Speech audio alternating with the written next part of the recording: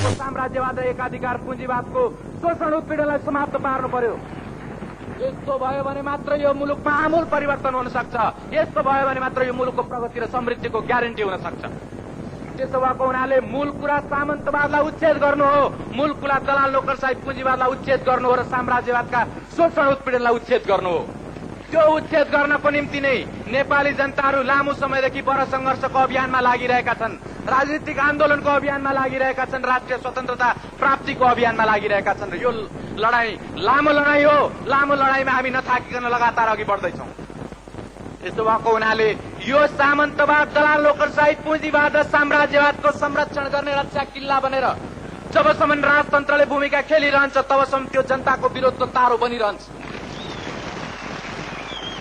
यदि जमिनदार वर्गलाई उच्छेद गर्नको निम्ति, दलाल नोकरशाही पुँजीवादलाई उच्छेद गर्नको निम्ति, दलाल नोकरशाही पुँजीपति वर्गलाई उच्छेद गर्नको निम्ति जनताले अभियान अघि बढाउँदाखेरि राजा केवल तटस्थदर्शी बनेर किनारामा उभिएर हेरिरहन्छन् भने हामीलाई त्यस्तो विशेष आपत्ति हुने छैन।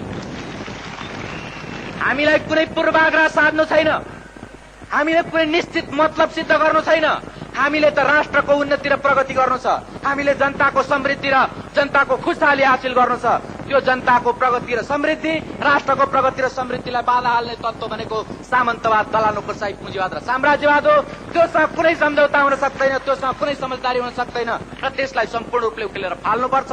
तब मात्र यो मुलुकको कायाकल्प हुन सक्छ, तब मात्र यो मुलुकको भाग्य र भविष्य सुध्रिन सक्छ। अहिले पनि नेकपा माले ठिक यही धारणा राखिरहेको छ। यहाँहरूलाई यदि हाम्रा धारणाहरू चित्त बुझेनन् भने आलोचना गर्न सक्नुहुन्छ, सुझाव दिन सक्नुहुन्छ, खण्डन मण्डन गर्न सक्नुहुन्छ। त्यसको निम्ति हामी शिर निहुराएर नम्रतापूर्वक त्यो कुराहरू लिन र ग्रहण गर्नको निम्ति तयार छौं। यसो भएको हुनाले मैले एउटा यसो भनेर के कुरा व्यक्त गर्न खोजेको भने कुनै पनि बेलामा संघर्ष गर्ने भनेर सवाललाई अघि बढाइन्छ भने त्यसको बाधक तत्व को, शत्रु को भन्ने सवाल प्रमुख रूपले उपस्थित हुन्छ र त्यो प्रमुख शत्रु हटे पनि यदि आधारभूत कुराहरू परिवर्तित भएनन् भने, त्यो प्रमुख शत्रुलाई निमिटान्न पारे पनि यदि मुलुकको आधारभूत स्थितिमा परिवर्तित भएन भने जनता र राष्ट्रको जीवनमा खुशहाली आउन सक्दैन। त्यसो भएको हुनाले नि हामीले अहिले यदि राजा संविधानमा बाँधिएर बस्ने हो भने, यदि राजा जनतालाई दिएका अधिकारहरूलाई उल्लङ्घन गर्ने, कहिल्यै पनि त्यस्तो दुस्साहस नगर्ने हो भने रहन पनि सक्छन्। यसो भन्दाखेरि मैले अघि भने कि यहाँहरू धेरैलाई मेरो कुरा चित्त नबुझ्न सक्छ। हो, यसले त राजालाई रहन पनि सक्छन् भन्यो, नेकपा मालेको महासचिवले रहन पनि सक्छन् भन्यो। आदरणीय जनसमुदाय, यो कुनै ठूलो कुरा होइन। एकजना राजा रहने कुराले त्यत्रो ठूलो कुनै आपत्ति गर्दैन। तर सामन्तवाद, दलाल नोकरशाही पुँजीवाद र साम्राज्यवादको शोषण रह्यो भने राजा नरहे पनि वास्तवमा हाम्रो स्थितिमा कुनै परिवर्तन आउँदैन। यो राजा सहितको प्रजातन्त्र भन्दाखेरि मैले अस्ति एउटा पत्रिकामा इन्टरभ्यूमा पनि मैले बताएको थिएँ। मैले के भनेको थिएँ भने राजा रहने परम्परालाई कायम राखेर पनि यदि जनतालाई सर्वशक्तिमान बनाउने, प्रजातन्त्रलाई सर्वशक्तिमान बनाउने कुरालाई ग्यारेन्टी गरिन्छ भने यो ठूलो आपत्तिको कुरा हुने छैन। किन ठूलो आपत्तिको कुरा हुने छैन? यसकारणले ठूलो आपत्तिको कुरा हुँदैन कि कुनै पनि मुलुकमा राष्ट्रपति चाहिन्छ। कुनै पनि मुलुकमा राष्ट्रपति चाहिन्छ र त्यो हामी अरू अनेकौं गणतान्त्रिक मुलुकहरूमा देखिरहेका छौं। हाम्रो मुलुकमा चाहिँ राष्ट्रपतिको निर्वाचन चाहिँ गर्नु नपर्ने, त राजाकै छोरा राष्ट्रपति जस्तो हुन्छन् भने पनि त्यसलाई ठूलो आपत्तिको विषय मान्नुपर्ने केही जरुरी हुँदैन। यस कारणले कि यद्यपि राजालाई यो परम्परावादी खालको एउटा अभिजात्य वर्गलाई र त्यो अभिजात्य शैलीलाई कायम राख्दाखेरि मुलुकले अलि बढ्ता खर्च बेहोर्नु पर्ला। जस्तो माधव कमेडीले यहाँ बताएर जानुभयो कि राजाको 4 लाख तलब भन्ने कुरा चाहिँ राखियो। अहिले हाललाई राजाले 4 लाख तलब खाएर दरबारमा नारायण हिटीमा राज गरिरहन्, त्यही बसिरहन्, तर मुलुकको शासन प्रणालीले मुलुकको भाग्य निर्माण गर्ने काम जनताको हातमा दिइयोस्, हाम्रो हातमा दिइयोस्, नेपाली जनताको हातमा दिइयोस्। यसो गर्दा यसो भन्न सकिन्छ कि यहाँले आफ्नो घरमा हात्ती पाल्नुभयो भने धेरै घाँस, धेरै भुस, धेरै त्यस्तो उसलाई फिडिङ चाहिन्छ। तर एउटा बोको पाल्नुभयो भने त्यो बोकालाई थोरै घाँसले पुग्ने थियो। यस अर्थमा एउटा निर्वाचित राष्ट्रपति हुने हो भने उसले 15,000 20,000 वा केही त्यस्तै प्रधानमन्त्रीको बराबरी तलबमा काम चल्थ्यो होला। तर यो सामन्तीय अभिजात्य शैलीमा बाँचेको दरबारलाई अहिले त्यति खर्चले पुग्नेवाला छैन। त्यसो हुँदाखेरि अहिले राजालाई 4 लाखको खाँचो छ भने हामी कोही बात छैन, हामी त्यो कुरा अहिले दिन तयार छौं। तर प्रजातान्त्रिक अधिकारहरूमा कुनै गिद्ध दृष्टि हुनु भएन। प्रजातान्त्रिक अधिकारमा कुनै पनि किसिमको औलो ठड्याउनु भएन दरबारबाट। हामीले भन्न खोजेको कुरा यो। त्यसो हुँदाखेरि सवाल आधारभूत कुराको सवाल वर्गीय शत्रुको हो र सवाल प्रतिगामी उत्पादन सम्बन्धको हो। त्यो प्रतिगामी उत्पादन सम्बन्धलाई तोड्नुपर्छ र प्रगतिशील उत्पादन सम्बन्धलाई कायम गर्नुपर्छ। त्यसो हुँदाखेरि यसो भनिरहेको बेला जब दिएको संविधानमा दिएको सम्मानको आधारमा राजा त्यही भित्र यदि सीमित भएर रहने हो भने हामीलाई राजासँग त्यस्तो विशेष आपत्ति हुने छैन भन्ने कुरा मैले भनिरहेको बेला म के कुरालाई मनमा राखिरहेको छु भने भोलि अर्को कुनै शक्ति सामन्तवाद, दलालोकशाही, पुँजीवाद र साम्राज्यवादको रक्षा गर्ने मुख्य शक्ति बनेर आउन सक्छ र त्यो चाहिँ हाम्रो आन्दोलनको मुख्य शत्रु बन्न सक्ने। त्यसो हुनाले मूल शत्रु बदलिन्छ आन्दोलनको दौरानमा। मूल शत्रु बदले पनि परिस्थिति बदलिएको छैन भने अर्को जुन मूल शत्रु आउँछ त्योसँग हामीले हाम्रो लडाईँलाई जारी राख्नुपर्छ। त्यसो हुँदा यो पूर्वाग्रहको लडाईँ होइन, यो कुनै किसिमको त्यस्तो एउटा कसैप्रति एउटा व्यक्तिगत दुर्भावनाको लडाईँ होइन, यो जनता राष्ट्रको जीवन र मरणको लडाईँ हो र यो लडाईँ जारी रहन्छ, जारी राख्नुपर्छ। अब स्वाभाविक रूपले अहिलेको यो परिवर्तित स्थितिमा अब हाम्रो मुख्य शत्रु को हो त? कोसँग हामी मुख्य लडाईँ लड्छौं? को हाम्रो त्यस्तो मुख्य शत्रु हो? यो कुरा स्वाभाविक रूपले कुनै पनि राजनीतिक पार्टीको सामु प्रष्ट हुनुपर्छ र हाम्रो पार्टीले पनि यस बारेमा सुविचारी ढंगले आफ्ना विचारहरू तय गरेको छ। म यहाँहरूलाई ती विचारहरू संक्षिप्तमा अघि सारौं। अहिले संविधानमा प्रजातान्त्रिक अधिकारहरूलाई एक हदसम्म संस्थागत गरेर यसलाई जारी गरिएको भए पनि यसले केवल संवैधानिक रूपमा कागजभित्र जनताको हातमा अधिकार ल्याएको कुरालाई संस्थागत गरेको छ। तर मुलुकको राज्य शक्ति त्यति मात्रै कुराहरूले चल्दैन।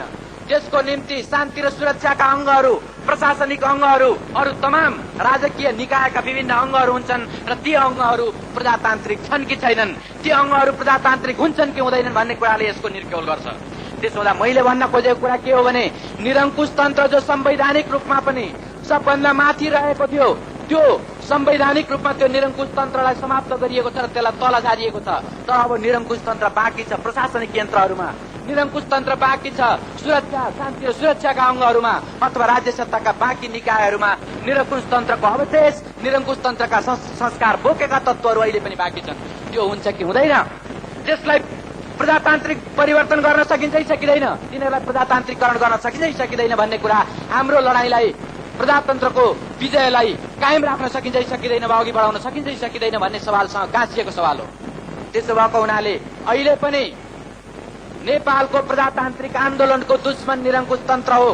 त्यो निरङ्कुश तन्त्र आजसम्म राजाको नेतृत्वमा, दरबारको नेतृत्वमा संगठित हुँदै आएको छ र त्यही निरङ्कुशतावादी संस्कारले ओतप्रोत भएर प्रशिक्षित भएर त्यो मुलुकको चारैतिर त्यो हावी भएको छ, सबै ठाउँमा त्यो हावी भएको छ। त्यसो भएको हुनाले अहिले हामी यसपछिको संघर्षलाई हामी यो माथिल्लो ढाँचामा शान्ति र सुरक्षाको क्षेत्रमा, प्रशासनिक निकायको क्षेत्रमा र अरू तमाम त्यस्ता सामाजिक, सांस्कृतिक, राजनीतिक, आर्थिक कुरालाई नियन्त्रित गर्ने माथिल्लो अङ्गमा प्रजातान्त्रिकरण गर्नुपर्छ भन्ने कुरालाई अघि बढाउन चाहन्छौं। त्यसभित्र सुधार गरिनुपर्छ, परिवर्तन गरिनुपर्छ भन्ने कुरालाई हामी अघि बढाउन चाहन्छौं। यहाँहरूलाई थाहै छ कि जस्तो अस्ति अनेकौं पटक र हिजो अस्ति भर्खरै पनि यो अन्तिम अनुमोदन संविधानमाथि मन्त्रीमण्डलले अन्तिम अनुमोदन गरेर राजाकोमा पठाइसकेपछि पनि कमान्डर इन चीफले एउटा टोलीलाई लिएर प्रधानमन्त्रीकोमा गएर दबाब दिएका थिए अरे भन्ने हामीले सुन्यौं। कमान्डर इन चीफ सचिव शमशेर राणा अहिले पनि त्यो निरङ्कुशतावादी हिजोको एउटा आफ्नो जुन एउटा स्वर्गीय स्थिति हो अथवा अत्यन्त आनन्द ऐश आरामको स्थिति हो त्यो स्थितिलाई कायम राख्नको निम्ति चाहँदा रहेछन् र उनले त्यो कोसिस गरिरहेका रहेछन् भन्ने कुरा देखिन्छ। अनि यो पनि थाहा छ कुपनडोलमा तिनै सचिव शमशेर राणा हुन्, कमान्डर इन चीफ हुन् कि जसले त्यहाँ गोली चलाउने कुराहरू गरेका थिए र त्यहाँ एउटा ठूलो रक्तपातको स्थिति सिर्जना भएको थियो आन्दोलनको बेलामा। तर ठूल्ठूला अरू घटनाहरू भएको हुनाले सचिव शमशेरले कुनै पेपरमा आउनु परेन, कुनै त्यस्तो अन्तर्राष्ट्रिय क्षेत्रमा उनी त्यस्तो ढंगले एउटा सांघातिक आक्रमण गराउने मान्छे हुन् भनेर कसैले चिनिनु परेन। तर त्यो नेपाली जनताले बिर्सेका छैनन् र त्यस्तो आँकडा राख्नेहरूले त्यो आँकडा आफूले च्यातेर फालेका छैनन्। त्यसो हुँदा म यसो भनिरहेको बेला यो कुरालाई बिर्सिरहेको छैन कि स्वाभाविक रूपले शान्ति सुरक्षाका अङ्गभित्र चाहे त्यो मिलिट्रीको होस्, साई सेनाको होस् या पुलिसको अङ्गभित्र होस्, प्रहरीको अङ्गभित्र होस्, त्यहाँभित्र जनताका छोराछोरीहरू छन्। त्यहाँ जवानको रूपमा जनताका छोराछोरीहरूले काम गरिरहेका छन् र उनीहरू स्वाभाविक रूपले आफ्ना दाजुभाइ दिदीबहिनी र आफ्ना आमा बाबुहरूले जीवनको बलिदान गरेर ल्याएको प्रजातन्त्रको बर्खिलाफ त्यस्ता केही अभिजात्य तत्त्वहरूको सेवा गर्ने चाकडीबाजहरूको निर्देशनमा उनीहरू हिँड्ने छैनन्। यदि प्रजातन्त्रको विरुद्ध, प्रजातन्त्र र निरङ्कुश तन्त्रको बीचमा फेरि लडाईँ छेडिन्छ भने मलाई लाग्छ ती जनताका छोराछोरीहरूले जनताको साथ दिनेछन् र प्रजातन्त्रको साथ दिनेछन्। र मलाई लाग्छ उनीहरूले प्रजातन्त्रको साथ दिने कुरामा नि उनीहरूको पनि एउटा दूरदर्शिता र उनीहरूको पनि वास्तवमा एउटा राष्ट्र सेवा र जनताको सेवाको भाव झल्किनेछ। त्यसो भएको हुनाले मैले यति मात्रै उल्लेख गर्न खोजेको कि प्रत्येक अङ्गमा माथिल्लो तहमा प्रशिक्षित गरेर राखिएका तत्त्वहरू अभिजात्य वर्गद्वारा प्रशिक्षित गरिएका तत्त्वहरू हुन्, निरङ्कुश तन्त्रद्वारा प्रशिक्षित गरिएका तत्त्वहरू हुन्। जबसम्म यी तत्त्वहरूलाई पर्च गरिँदैन, जबसम्म यस्ता तत्त्वहरूलाई हटाइँदैन र प्रजातान्त्रिक भावना भएका तत्त्वहरूलाई राखिँदैन, तबसम्म वास्तवमा यो निरङ्कुश तन्त्रसँगको प्रजातान्त्रिक लडाईँको अन्त्य हुने छैन। र अब स्वाभाविक रूपले जस्तो यो संविधानको कुरामा धेरै कमरेडहरूले राखिसक्नु भएको छ, मैले केवल अब एक दुईटा कुराहरूलाई उठाउँदा मात्रै पनि पुग्छ। त्यो के हो भने संविधानको त्यो पछिल्लो हिस्सा मलाई अहिले धारा याद आएन, यहाँहरूले फेरि पल्टाएर हेर्नुभयो हुन्छ। त्यसमा के उल्लेख गरिएको छ भने यो संविधान जारी भइसकेपछि पनि यो संविधानसँग बाँच्ने ऐन कानूनहरू 1 वर्षसम्म जारी रहनेछ। यो संविधानसँग बाँच्ने ऐन कानूनहरू कस्ता ऐन कानूनहरू हुन्? त्यो पञ्चायती संविधान अन्तर्गत बनेका काला ऐन कानूनहरू हुन्, जसले आजसम्म जनतालाई अत्यन्त एउटा दमन उत्पीडन गर्ने र नृशंसनको अत्याचार गर्ने कामलाई कानूनी ढंगले पुष्टि गर्दै आएका छन्। तिनै काला ऐन कानूनहरू, तिनै काला कुराहरू 1 वर्षसम्म कायम रहने हो भने यो संविधान, यो प्रजातन्त्र आएको के मतलब हो? त्यसो हुँदाखेरि संविधानको हिसाबले आफैमा संविधानको निम्ति यसको केही मतलब हुँदैन। जनताको जीवनको निम्ति त्यसको मतलब हुनुपर्छ। जनताको जीवनको निम्ति मतलब हुने हो भने ती काला कानूनहरूलाई अविलम्ब खारेज गर्नुपर्छ र अविलम्ब प्रजातान्त्रिक अधिकारहरूलाई जसरी संविधानमा ग्यारेन्टी गरिएको छ त्यो अनुसारका ऐन कानूनहरू अविलम्ब बन्नुपर्छ। होइन भने 1 वर्षसम्म त्यो पञ्चायती भूतको छाया फेरि पनि जनतामाथि मडराइरहनेछ। त्यसो हुँदाखेरि यस्ता खालका कुराहरू हुनु यसो पर्थ्यो कि यो संविधान जारी हुने बित्तिकै यो संविधानसँग बाँच्ने ऐन कानूनहरू बाजिएको हदसम्म स्वतः निष्क्रिय हुनेछन्, स्वतः खारिज हुनेछन् भनेर भन्नु पर्थ्यो र यस्तो ढंगले भन्नुपर्छ भनेर हामीले आफ्ना विचारहरू पठाएका हौं। तर त्यो कुराहरू आएन, त्यस्तो ढंगले गरिएन। यसमा केही प्राविधिक कठिनाइका कुराहरू राखियो। प्राविधिक कठिनाइ भनेको इलेक्सन गर्नु पर्यो, अब पार्लिमेन्टले बन्नु पर्यो, अनि त्यो पार्लिमेन्टले बल्ल ऐन कानून बनाउने हुनाले 1 वर्षसम्म त रहने भयो नि। त्यसो हो भने 1 वर्षसम्म त्यही दास्ता मुनि, त्यही निरङ्कुश तन्त्र र त्यही कालो कानून मुनि जनताले 1 वर्षसम्म बस्ने हो त? मलाई लाग्छ जनताले त्यस मुनि बस्नको निम्ति स्वीकार गर्नु हुँदैन, त्यसलाई अविलम्ब बदलिनुपर्छ र ती ऐन कानूनहरू जो हिजोको पञ्चायती निरङ्कुश तन्त्र अन्तर्गत निर्माण गरिएका र कायम राखिएका कानून ऐनहरू हुन्, तिनीहरूलाई अविलम्ब फाल्नुपर्छ। र स्वाभाविक रूपले अब यो जस्तो हाम्रो अन्तरिम सरकारमा जानुभएका कमरेड झलनाथ खनालले पनि आफ्ना अभिव्यक्तिहरू दिइसक्नु भएको छ। यहाँहरूलाई थाहै छ कि पार्टीले अघि सारेका कुराहरू र यो मन्त्रीमण्डलले गरेका कुराहरूको बीचमा केही भिन्नताहरू छन्। यही भिन्नता भएको हुनाले पार्टीले अन्तरिम सरकारले गरेका अनेक कामहरूको बारेमा आलोचना र विरोध पनि गरेको छ। तर हिजो एउटा स्थिति थियो र हामी सबैले सहन गर्यौं कि अहिले प्रजातान्त्रिक संविधान निर्माण गर्ने कुरामा सिंगै मुलुक केन्द्रित भएको छ र यस्तो बेलामा बाँकी अन्य सवालहरूलाई लिएर अन्तरिम सरकारसँगको वाद विवादलाई त्यति धेरै चर्काउनु हुँदैन भन्ने कुरा महसुस गर्न र बुझ्न सकिन्थ्यो। अब अहिले त संविधान आइसक्यो। संविधान आइसकेपछि अब हेर्नु यो छ कि हिजोका ती हत्यारा र अपराधीहरूमाथि अब अनुसन्धान र कारवाही हुन्छ कि हुँदैन? ती भ्रष्टाचारीहरूमाथि कारवाही हुन्छ कि हुँदैन? यहाँहरूलाई जानकारी नै छ, अस्ति संविधानको घोषणा भएको दिन नेकपा मालेको पार्टी प्रमुखको हैसियतले म पनि दरबार गएको थिएँ र त्यो जलपान समारोह हुने त्यो हलमा जब त्यहाँ आएर हेरिन्छ त मरिचमान पनि त्यही विराजमान छ। त्यो मरिचमान कहाँ गयो होला, त्यो मरिचमान कहाँ भूमिगत भयो होला भनेर यत्रो जनताले खोजिरहेको एक बेलामा एउटा सुईको पाइएको थियो कि त्यो मरिचमान त विश्वेश्वर प्रसाद कोइरालाको सुपुत्र प्रकाश कोइरालाको घरमा ओत लागिरहेको छ भन्ने सुनिएको थियो। तर त्यति मात्रै होइन, त्यो त दरबारमा पनि पटक पटक आउने जाने गरेर स्याल जस्तो चिर्ने र निस्किने गरिराखेका रहेछ। जब खुद दरबारियाहरूको नजरमा ती हत्यारा र अपराधीहरू कुनै ठाउँमा बसिरहेका छन् भने जनताको सामु ल्याएर तिनीहरूलाई अपराधको दण्ड किन दिँदैन? अपराधको दण्ड दिनुपर्छ र त्यो अपराधको दण्ड दिलाउनको निम्ति यो दरबारमा होइन, माथि इन्द्रको दरबारमा गएर कोही लुकेको छ भने पनि यो अन्तरिम सरकारले खोजेर ल्याउनु पर्छ। त्यसको निम्ति जनता अगाडि छ। त्यसको निम्ति 1,80,00,000 नेपाली जनताले अन्तरिम मन्त्रीमण्डललाई साथ दिनेछ। यसमा कुनै एउटा वा अर्को पार्टीको कुरा नगरौं। लोकेन्द्र बहादुर चन्दको पार्टी जसले अहिले निरङ्कुशतावादी तत्त्वहरूको स्वार्थलाई प्रतिनिधित्व गर्ने र त्यसको स्वार्थको वकालत गर्ने काम गरिरहेको छ, त्यो 1,80,00,000 त्यो एउटा रौँ बराबर पनि होइन। त्यो जान्छ भने जाओस्। यसो भएको हुनाले मैले यहाँहरूलाई भन्न खोजेको कुरा यति मात्रै हो कि अब हाम्रो पार्टी यो प्रजातान्त्रिक अधिकारहरूलाई संस्थागत गरिएका निश्चित धारा र प्रावधानहरूलाई प्रयोग गर्दै ती अपराधीहरूलाई जनताको बीचमा ल्याउनुपर्छ भन्ने कुरालाई जोड दिन चाहन्छ। भ्रष्टाचारीहरूको भ्रष्टाचारको छानबिन गर्नुपर्छ र दण्ड दिनुपर्छ भन्ने कुरालाई गर्न चाहन्छ। र यदि यसो गर्दाखेरि दरबारको कुनै हिस्सा तानिएर जनताको बीचमा आउनुपर्छ भने पनि र आउने अनिवार्य छ भने पनि त्यसलाई पनि तानेर ल्याउनुपर्छ र त्यसलाई पनि जनताको सामने खडा गर्नुपर्छ। यसो भएको हुनाले अहिले जस्तो मैले यहाँहरूलाई भने कि हामी अब के गर्छौं, नेकपा मालेले अब के गर्छ? नेकपा मालेले के गर्छ भने यो जुन एउटा निश्चित सुधारहरू सहितको प्रजातान्त्रिक अधिकारहरू सहितको संविधान जारी गरिएको छ र यसले निर्दलीय पञ्चायती व्यवस्थालाई समाप्त गरेर बहुदलीय प्रजातन्त्रको स्थापना गरेको छ। यस्तो स्थितिमा हामी यो माथिल्लो ढाँचामा पनि संलग्न हुँदै यो माथिल्लो ढाँचामा प्रजातान्त्रिकरण गर्ने अभियानलाई हामी अघि बढाउन चाहन्छौं। र साथसाथै जस्तो अघि मैले राखेँ कि सामन्तवाद, दलाल, नोकरशाही, पुँजीवाद र साम्राज्यवादलाई ध्वस्त गर्ने वर्ग संघर्षको विकास गर्नको निम्ति जनताको वर्ग र व्यवसायको आन्दोलन अघि बढाउनको निम्ति हामी तलबाट पनि व्यापक रूपले हामी आन्दोलनको अभियानलाई अघि बढाउनेछौं।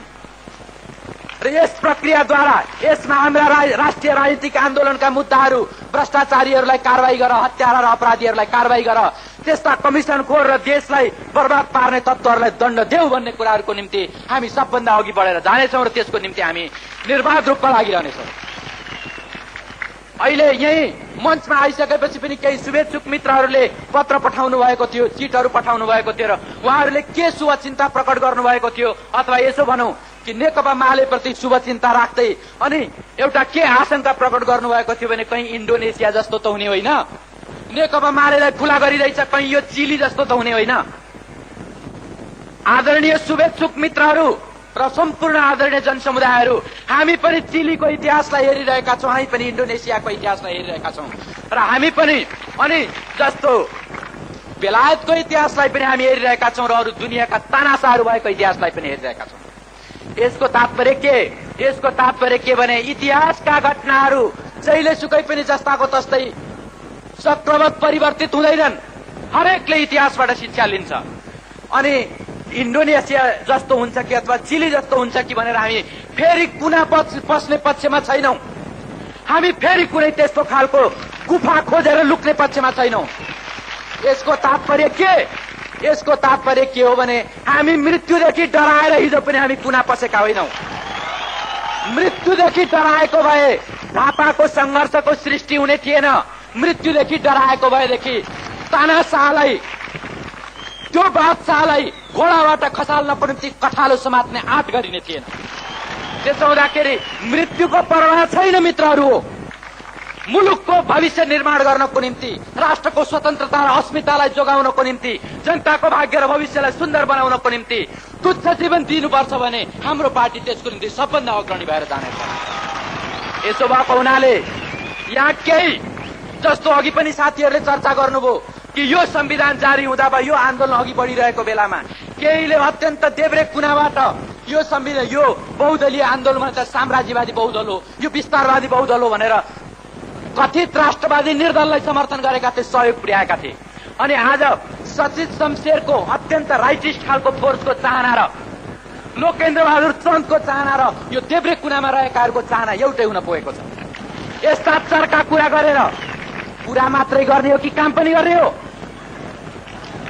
तर्का कुरा मात्रै गरेर एक ठाउँमा उभिएर केवल शुद्धतावादको घोषणा गर्ने हो भने हामी सबभन्दा चर्को कुरा गरेर अहिले नै यो मुलुकमा साम्यवाद आउनुपर्छ भन्ने कुरा हामी सबभन्दा चर्को स्वरमा फराउन सक्छौं। तर त्यो वाहियात कुरा हो। वाहियात कुराले मुलुकलाई अघि बढाउन सक्दैन। नेपाली जनताको बीचमा एउटा उखान छ कि कुराले चिउरा भिज्दैन। चिउरा भिज्नको निम्ति भए घिउ दही दूध वा केही त्यस्तो राम्रो चिज नभए पानीले भए पनि भिजाउनु पर्छ।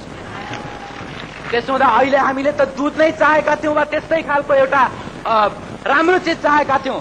तर दुर्भाग्य के भने पानीले चिउरा भिजाउनु पर्यो, अलिकति चिनीसम्म छर्किएको छ।